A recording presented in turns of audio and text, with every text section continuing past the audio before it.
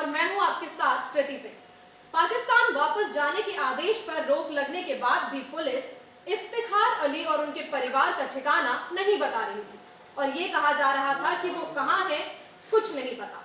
अब कांस्टेबल इफ्तिखार अली और उनका परिवार अपने गांव सलवाह वापस लौट आया है। गलत और अधूरी जानकारियों के आधार पर इफ्तिखार के परिवार को पाकिस्तान वापस जाने का आदेश दिया गया था, लेकिन सही वक्त पर हाई कोर्ट के फैसले ने उनके जाने पर रोक लगा दी। सोचने वाली बात तो ये है कि 27 साल से देश की सेवा कर रहे कांस्टेबल इफ्तिखार को अचानक से पाकिस्तानी ठहरा दिया गया। सीमा पार कराने के लिए अटारी बॉर्डर भी लेकर जाया गया और हाई कोर्ट का फैसला आने तक उन्हें और उनके भाइयों को हिरासत में भी रखा गया।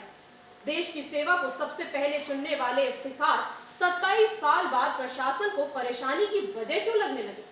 इफ्तिखार अली एक जम्मू कश्मीर पुलिस कर्मी जिसने 27 साल तक देश की सेवा की, लेकिन एक दिन उन्हें बताया गया कि वो भारत के नागरिक नहीं है। इफ्तिखार अली 45 साल के कांस्टेबल जम्मू कश्मीर के पुंछ जिले के सलवाह गांव से है।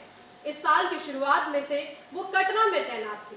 1998 में जब कश्मीर में आतंकवाद अपने चरम पर था, इफ्तिखार ने जम्मू कश्मीर पुलिस में कदम रखा। उनकी पहली पोस्टिंग रियासी जिले के गुलाबगढ़ में देवल पुलिस चौकी पर हुई। उनका कहना है कि उस समय हालात बहुत खराब थे, लेकिन मैंने देश की सेवा को सबसे पहले चुना।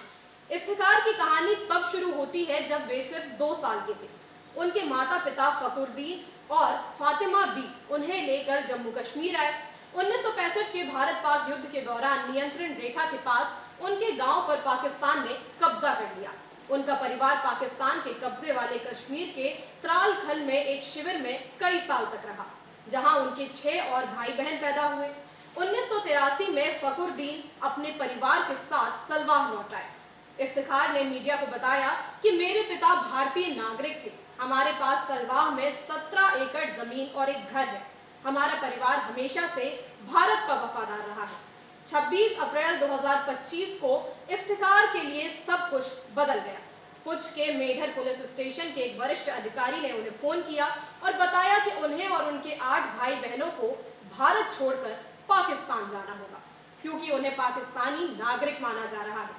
इफ्तिखार के पैरों तले जमीन खिसक गई।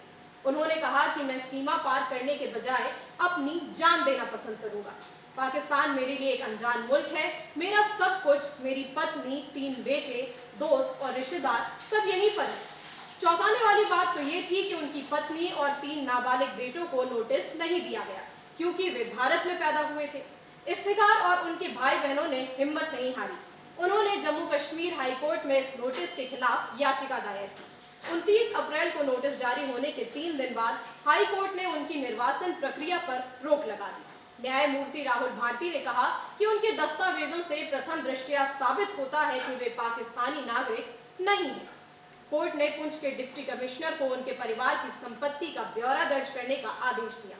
इफ्तिखार की याचिका में कहा गया कि उनके पिता 1955 के नागरिकता अधिनियम के तहत भारतीय नागरिक थे और 1957 में जम्मू कश्मीर के स्थायी निवासी माने जाते थे। इसके बाद इफ्तिखार और उनके भाई बहन सलवाह गांव लौट आए, लेकिन इस दौरान उन्हें और उनके भाई जुल्फकार को पुलिस हिरासत में रहना पड़ा, जब तक कोर्ट का फैसला नहीं आ गया।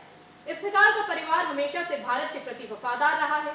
गांव वालों का कहना है कि उनका परिवार हमेशा से देश की सेवा करता आया है। पिछले 3 दशकों में आतंकवाद के दौर में भी उन पर कभी शक नहीं हुआ। इफ्तिखार जम्मू कश्मीर पुलिस के समर्थन की खुलकर तारीफ करते हैं। वे कहते हैं कि इस मुश्किल वक्त में मेरे सहकर्मियों ने मेरा बहुत साथ दिया।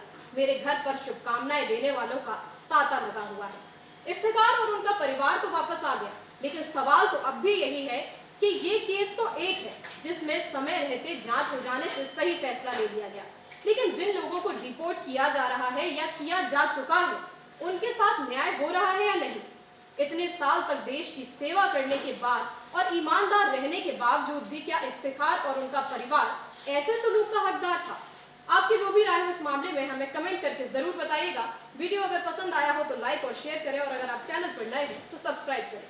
फिलहाल के लिए इतना ही। देश दुनिया की बड़ी खबरों के लिए आप देखते रहिए सत्य हिंद।